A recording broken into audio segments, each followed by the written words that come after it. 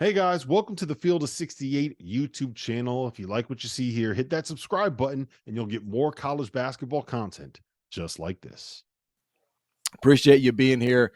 Got to start with the news of the day. And that, of course, involves Illinois basketball star Terrence Shannon Jr., who has been suspended from all team activities after he was charged with rape, the school announced on Thursday. So the facts of the case as we know them: a warrant for his arrest was issued by the Douglas County, Kansas District Attorney's Office earlier this week over an alleged sexual assault that happened in September. Illinois was playing Kansas in Lawrence that weekend, and that explains why Terrence Shannon was in Lawrence. According to those records, he did turn himself in, was arrested in Lawrence earlier today on a charge of rape, sexual intercourse without and use of force. We do have statements from both Terrence Shannon's attorney as well as the school. Let's start with the school.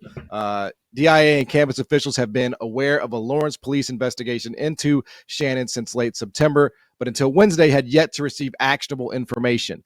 Shannon's arrest triggers the student-athlete misconduct policy. He's been immediately suspended from all team activities. Now, for Terrence Shannon Jr.'s part, his attorney released the following statement. Since September, when these allegations surfaced, Terrence has cooperated with law enforcement, declaring his innocence from the beginning. Several months later, my office learned that formal charges were filed against him in Lawrence. In less than 24 hours, my client responded and voluntarily surrendered to authorities for processing and release. Terrence is innocent of these charges, and he intends to take his case to trial. So that is where all of this stands. Obviously, still awaiting really any facts beyond the ones that I just laid out. So, Matt, as someone that's been, in the college coaching industry, is there anything Brad Underwood can do, or is this a situation that is just totally out of his hands?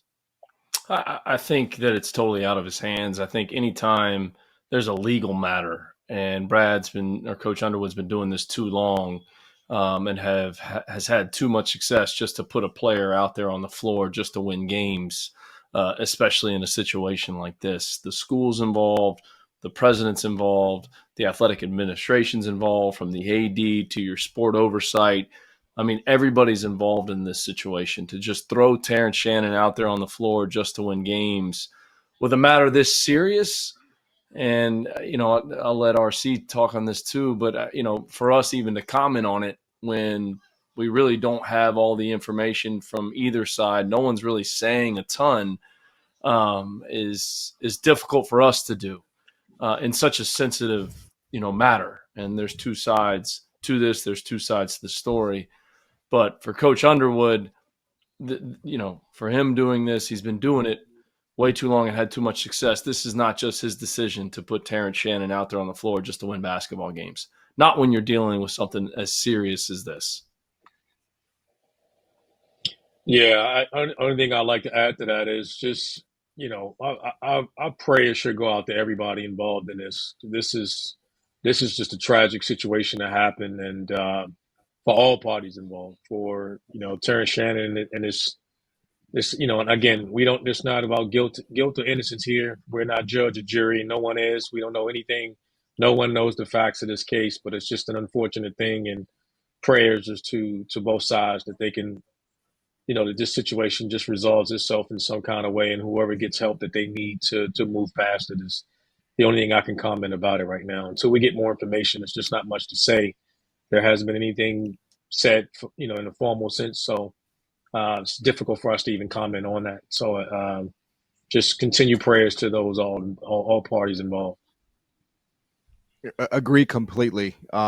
Just as it relates to, guilt or innocence, nobody on this panel is qualified to weigh in on that one way or the other. There is, and again, I sort of feel a little, guilty even going here, but RC, there is a basketball aspect to this, and it's secondary. So, again, I'm going to preface that by saying that, but this is a young man who is top 10 in the country in scoring, 21 points a game. And we know for a team that's ranked at number 11 in the country and has big dreams and big aspirations, this is a major loss. And if, we're talking about going to trial here, it's hard to expect him to be back. These things take a lot of time. The wheels of bureaucracy turn very slowly.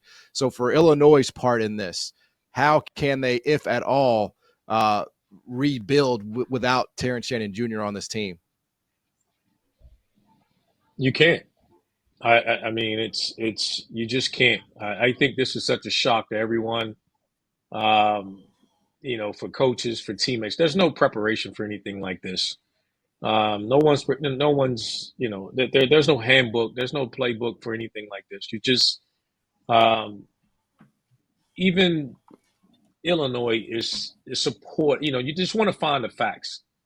We're all in higher education. It's about kids, and even when they do things to potentially harm each other, it's always about kids. And so uh, we don't know what's happened here, and I think Illinois, that's the last thing on their mind. They're trying to. I think it's probably best for Terrence Shannon with these allegations to be apart from the team, to focus on himself, and as frustrating as that may be for him, as he claims his innocence or whatever. But from a basketball perspective, they're gonna be faced with this question all year long. Every time there's any news with this, it's going to be in everyone's has to answer on it, and they can't. I think the same thing we're talking about.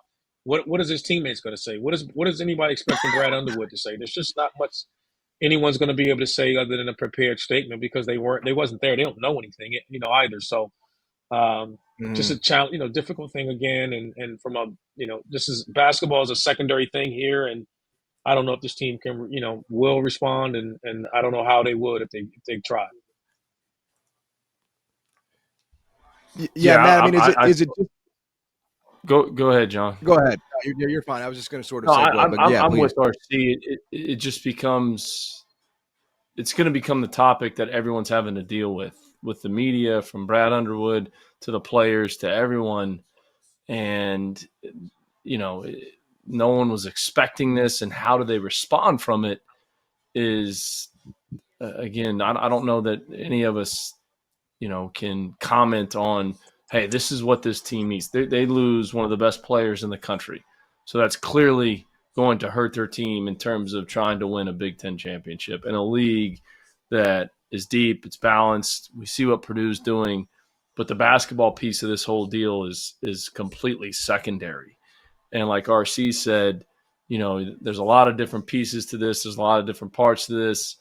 There's two sides to this whole deal, and now you bring in all the other players with Illinois that are going to have to deal with this, Brad Underwood, and answer questions with regards to this, and it has nothing to do with basketball, but it's going to be a distraction for their team. So, the shock factor of this, especially with, Big Ten play, and I know they've played Big Ten games already, but the meat of the schedule coming – starting in January is going to be difficult for them.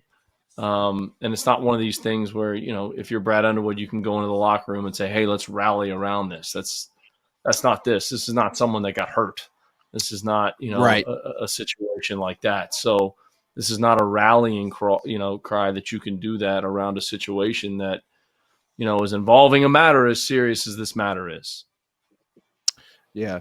And look, we could go down a lot of different paths here, and I could ask a lot of different follow-up questions, but it would just be purely speculative in nature, and really not productive. I mean, quite frankly, based on the information that's available to us right now. I mean, that's all going to come out. I mean, if Terrence Shannon Jr. and his attorney are saying that they intend to take this thing to trial, and it goes that far, we'll have more information, and that will all play out in a courtroom. But until now, we have what we have. Illinois will play its first game post Terrence Shannon Jr. Tomorrow. They'll be hosting Fairleigh Dickinson, so it will be interesting to see. Obviously, that competition is a little hard to gauge in terms of what will this look like in Big Ten play. But at any rate, it will be their first game without Terrence Shannon Jr. tomorrow, so there will be some intrigue there. Thank you for watching the Field of 68. If you've enjoyed what you've seen here, hit that like button, share this link with your friends, or check out the description for some other places that you can consume Field 68 content.